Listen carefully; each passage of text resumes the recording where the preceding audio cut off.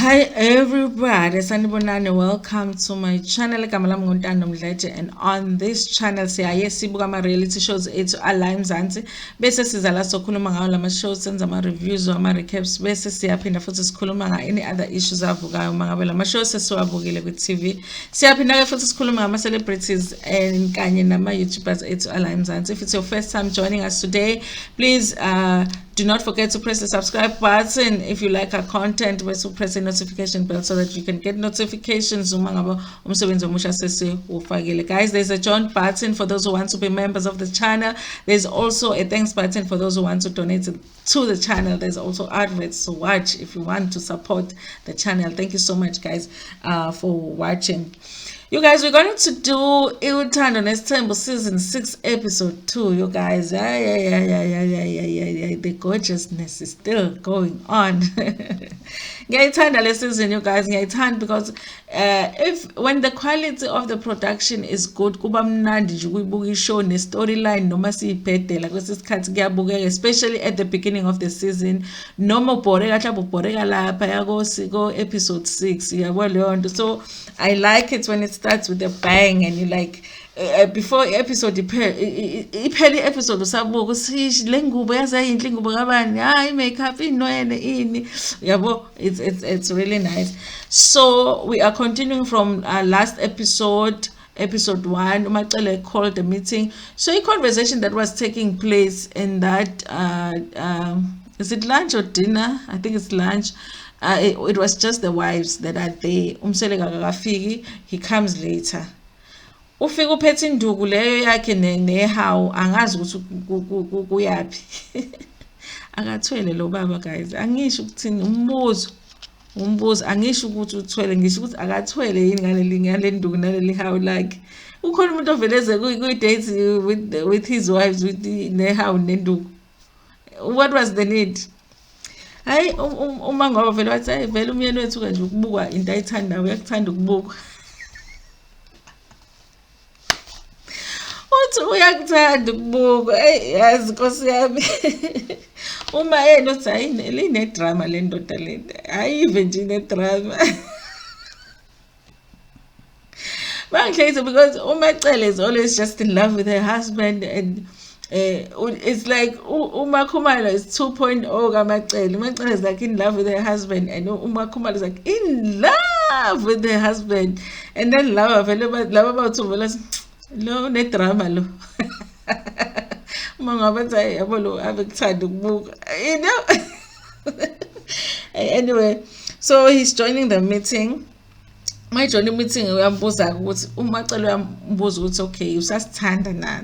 The reason she's asking the question is because wakhuluma indaba ukuthi uhamba nabahambayo yena kanjani njani, nendaba ukuthi wabakhipha emadodeni. Guys, that was so disrespectful. Remember ukuthi umsele kwathi and amakhosikazi akhe phela bayakhohlwa ukuthi yena wabakhipha emadodeni.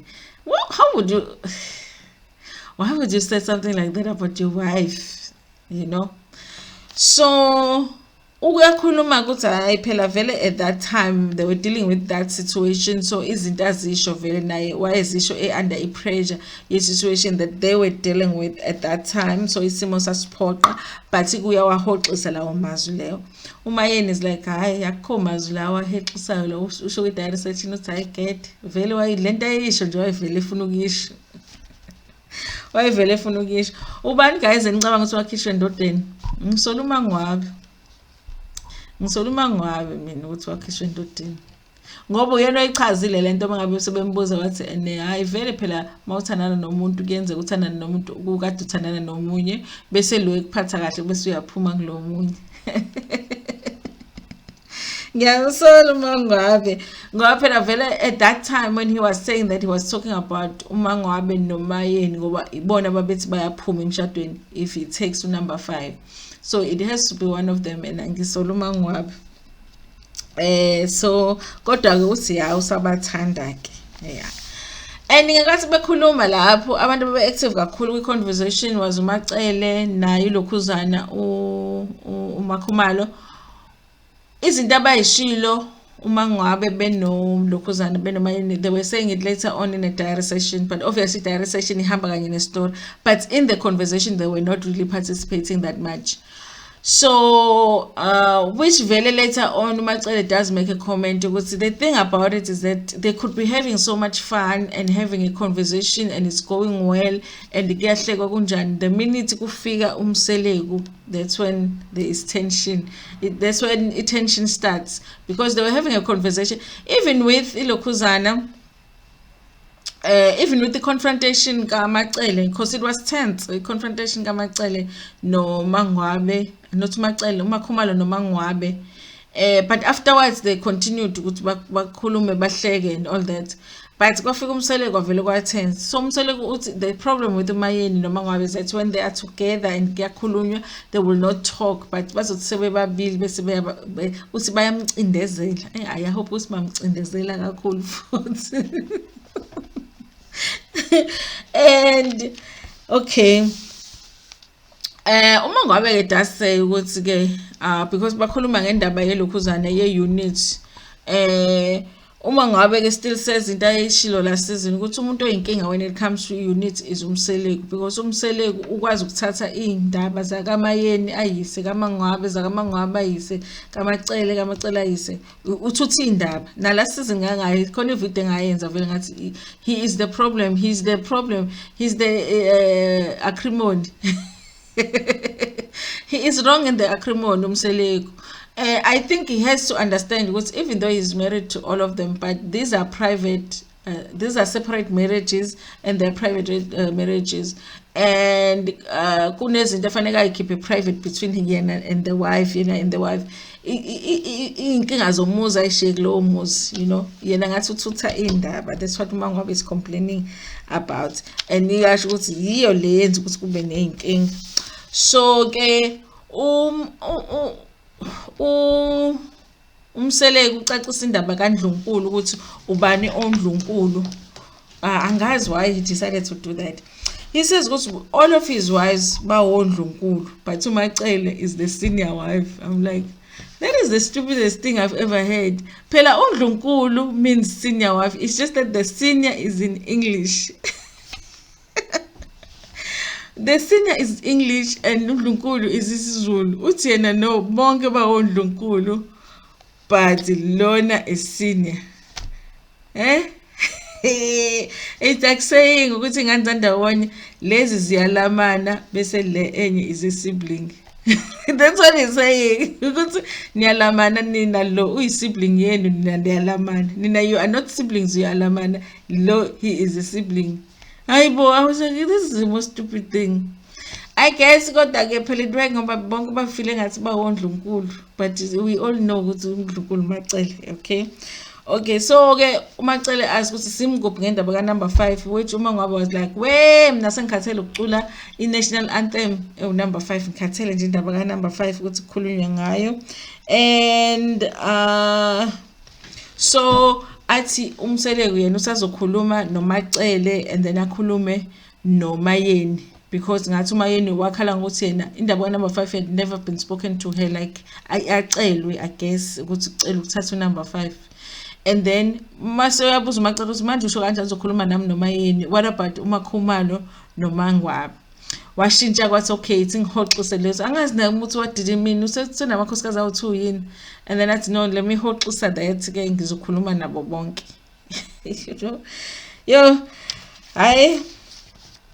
And uMayeni says ukuthi yena akasibona isidingo sokuthi kuthiwa kuzokhulunywa ngoba uyazi vele uMseleko ukuthi where she stands when it comes to indaba ka number 5, and usami lapho vele. And then I guess at the end of the meeting uMaCele felt like meeting went well. She was like, guys, this went well, let's hug. Athi Mayeni angifuna ukuhug mina, but I guess they were just joking. And this is when uMaCele made that lokhuzana that comment ukuthi inkinga lana makhona umusa izinto zivele zingabi right, vele kube tense, because maybe she felt like they could have hugged if Selek was not there. Maybe they would have, the other wives would have been okay with hugging, but the reason is because he's there. And okay, the next scene, uMakhumalo, which honestly, you guys, I don't think she should have done. I think she made things worse.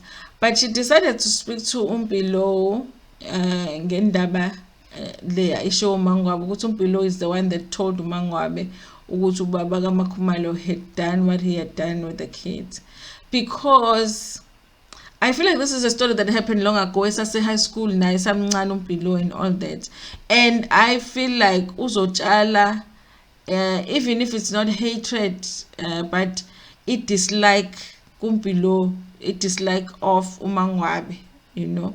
So ufuna ukukhuluma ngaleyo nto ukuthi ke, did you tell ulona umayeni uMpilo? Guys, angifuni nokuqamba manje, ukhuluma istory nje singazwakali, which is the reason I ended up believing ukuthi no, uMpilo did say le story wasitshela uMaNgwabe, but it's like ay mina ngisazi, angazi uziyanda wehle emotweni, angazi waphinde wagibela emotweni, angazi wasala lapha egethini, ukhuluma nje into engazwakali. And I felt like she doesn't want to hurt her mom's feelings in saying ukuthi no, actually umkhulu did do what uMaNgwabe is saying, you know. Instead, Umpilo ended up being upset ukuthi uMaNgwabe brought up her name in the conversation. I might be wrong, you guys. Maybe you guys will tell me what you think about it in the comment section. But I really felt like no, I think it happened like uMaNgwabe was told it happened. It's just difficult now, Umpilo being so close to uMakhumalo, to say yes, actually Umkhulu might have done whatever it is. Now Umpilo is upset with the fact that uLukhuzane says as wakhe uMaNgwabe, she shouldn't have brought up her name. But I guess uMaNgwabe was trying to no, that thing really did happen. Even Umpilo knows what it happens. And the way Umpilo just uvele wakhuluma istory singahlangani ngakhona, ivele yangenza ngacabanga ukuthi no, this thing really happened the way that the kids say it happened, you know.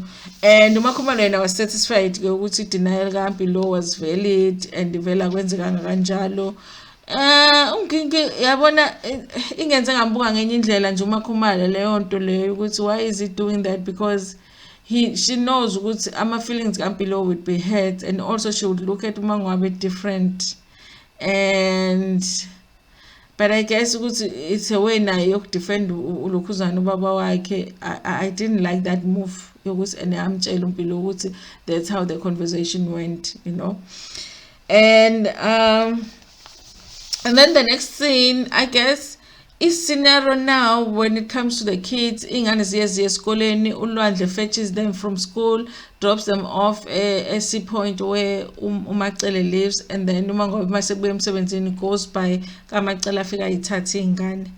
I like ukuthi and they find a way ukuthi ingane ziphile ngathi ezandawonye, even though they might have some issues in their own relationships bona.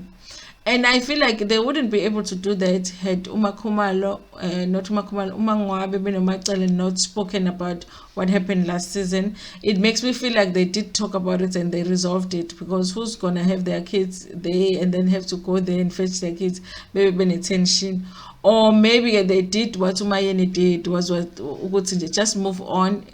Nobona ngendlela nabo babona ngendlela, and mhlawumbe inhliziyo zazo zathamba, because when she comes to fetch the kids bayakhuluma nje kumnandi. uMacele is trying to find out ukuthi no, that day at the dinner or whatever, you didn't look happy, what's happening, nanokuthi ubuhlezi usuzohamba, so what's up now, okay. So uthi uMaNgwabe kona, it's not like she's happy, she's like no, but uhleli even though kushisa eLukhuzane emendweni. uLukhuzane uMacele concludes ukuthi hayi kusho ukuthi izinto ziyalunga, because one thing about uMaNgwabe is that she has always spoken about living, and now ukhuluma ngokuthi uyahlala, and she feels like that's a good thing, whatever the reason is, even if there's still problems, but at least uthi uyahlala, okay. Okay guys, I had load shedding. So if the video looks different in two parts, listen, this is South Africa. Anyway, you guys, on this scene, Selego uya endlini kamayeni, he's greeting, I guess, a sad visit, or maybe he's just there to shoot a scene because maybe he doesn't really go there much. Anything is possible in this family because honestly, they've been hiding so much from us as the viewers. So uyafika, he wants the kiss ke ngoba phela vele Umseleki wants us to think ukuthi they are all lovey-dovey all the time, which umayeni it's not about that. Umayeni, remember, she said sometimes abantu kuleya family they do things for the cameras, and then when the cameras are gone, then you get to see the real them. So she's not impressed, she doesn't want a kiss. Umseleki uyazazi izono zakhe, so he knows why engayifuni kids. Umseleki is like, you know what, when you are a husband kule family lena, you are always wrong. Okay, uyambuza kumseleku in the direct session ukuthi usadiniwe yini ulokhuzana umayeni, you know, and ukhuluma ngendaba ngoba badiscussa indaba le yakhe ukuthi yokukhishwa kwabafazi bakhe emadodeni, indaba yokuthi abahambayo osale incenga, ngazi ukuthi incenga nobani ngoba noma cele ushilo wathi yena akayena the one that he will ncenga with. You know, if ukuthi khona athi uzoncenga nabo, it's not her. So umayeni, obviously she's still upset about what they say, what he said. This is the thing that I'm saying, you guys. You could see, does he even go to these houses, Umselegu? If really, honestly, this is only now are they discussing indaba that happened last season when it came to indaba. What happened on TV, or are they discussing it again, just pretending that they never talked about? Because then it might mean that he doesn't communicate with his wives as often as we think that he does. Okay. So we are all sad about what he said to Umselegu, and then he says, "Ukuthi kahle kahle umuntu ongahloniphi uMaNgwabe." You know. Yes, Umselegu, one thing that he does, anginaso isithembu, but I know ukuthi kurong ukuthi akhulume about what is going on with uMaNgwabe in him to the other wives, and angakhulumi kahle ngaye to the other wives. I think when uMaNgwabe is talking about her heart breaking and being broken by Umselegu, those are the type of things that really she's talking about, you know. And ukhuluma ngaloko ukuthi umuntu ongahloniphi kahle kahle uMaNgwabe, which means abanye bayamhlonipha. So and then ke bese bekhuluma ngendaba yokuthi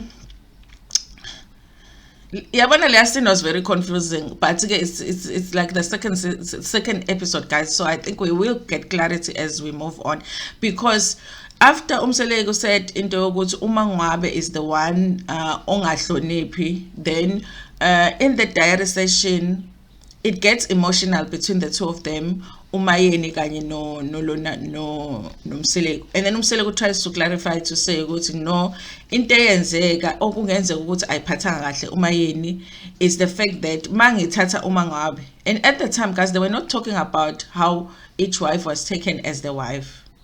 So, and I also think editing was not good enough. It's nigga story as it clear, or they just wanted to leave us hanging so that we can watch the next episode. Also, the problem was that uMaNgwabe ethathwa into eyaphatha kabi umayeni is that kwathathwa umuntu amaziyo umayeni, meaning ukuthi umayeni knew uMaNgwabe before she became unkosikazi kaMselegu. How they knew each other, it's not clear, like I said in the other video, you guys. When I say was she a maid to umayeni and whatever, it's a joke actually. Those videos, the short ones, are just me playing around, you guys. But it's dangerous. I know people that this lady got somebody to help her in the house, and then I end up being mamncane to the kids, like officially. And so, guys, I was just playing around to say because it really sounded like it's something that upset umayeni. For the first time, guys, we saw umayeni cry about the situation, and she says the problem is that khona izinto angeke azakwazi ukuthi azisho when it comes to that situation, you know. So it's not necessarily on camera, it's generally nje khona izinto angeke azakwazi ukuthi azisho with regards to that situation. That shocked me, you guys, because it feels like we have watched this family for 5 years now, but we still discovering new things about them. And the fact that the story comes from Umayeni, because Umayeni is the one that I don't think would want to act out a storyline of some sort. She seems to wanna be real. If into phone, so I would believe it more. A story must come again than anybody else. Umselego, I wouldn't trust him because I do feel like he is about the show. He just wants the show to be as entertaining as possible. But coming from Umayeni, and how emotional she is about the situation, I feel like there is something there about her knowing MaNgwabe prior to MaNgwabe marrying into the Mselego family. Anything is possible at this point, you guys. There was never any mention of them being friends before, being related to each other, being neighbors, working together, whatever it is, but they knew each other, and that hurt Umayeni. One of my viewers, I've seen the comments, even though I haven't answered them, even said in the comment section, one thing about Umayeni and MaNgwabe is that they don't directly interact with each other. And quite honestly, yes, yes, MaNgwabe would interact with ubekezele and a little bit with umakhumalo, because right now they have tension, so it's not as much. But with Umayeni, not at all. So that there might be something there that's going on that they felt they didn't need to reveal in the beginning, and for some reason now they feel the need that they want to touch on it. Hopefully we'll get clarity on it as we move along, guys. Okay. Okay, so Ayeni, another thing that she expresses is that one thing that I feel like when it comes to communicating with Mselego is that she always feels like Mselego wants them to agree to whatever it is that he wants to do. Once he speaks, ufuna nje bathi yebo baba kuqhutshekwe nempilo, and she feels like uma express how you feel or express what you think, it to him ikuthathwa engazi ukuthi awuhloniphi, uthathwa ngathi awuhloniphi mawuthi no, but I don't feel like that, I feel something different, or I don't think that you should do that, and this is what I will do mina if you do that. She feels like that ukuthi are we wrong in expressing how we feel? Should we not say how we feel, Tina, in this marriage? Okay, so which is right, you guys, because one of the reasons Mselego always says ukuthi uMaNgwabe ukuhlaza, uMaNgwabe akahloniphi, is because uMaNgwabe always says how she feels. If she doesn't like something, she will say.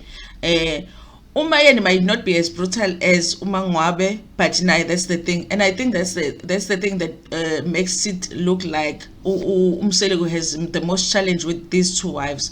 Umakhumalo agrees to everything. Umaxele obviously unama agreements akhe nomyeni wakhe, so vele into ithi iya to the other wives usuke sebevumelene nomselego about certain things, so she always looks comfortable with whatever it is that uLokhuzana umselego is trying to do.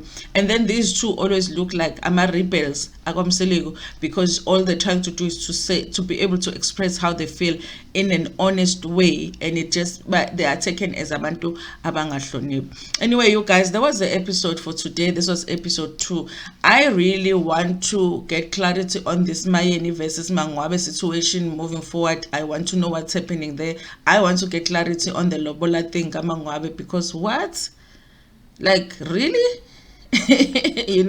But yeah, you guys, it came in with the bang. Uthando Nesthembu. If I'm a producer, the Real Housewives of Durban are watching, they must watch, because we want that much bang. We want even more football now, because they are in ensemble. They are not Lokhuzana. They are not just a family. So Sifunama secrets must be revealed here. Okay. Thank you so much, guys, for watching this episode. If it feels weird a little bit, I'll try and edit it. I'm not good with editing. If it feels weird, like it feels like I did 2 parts, it's because of load shedding, because I did it at different times. Thank you so much for watching this video. Please like it before uphume, share it with your friends, with your family, and even with strangers. Ntando.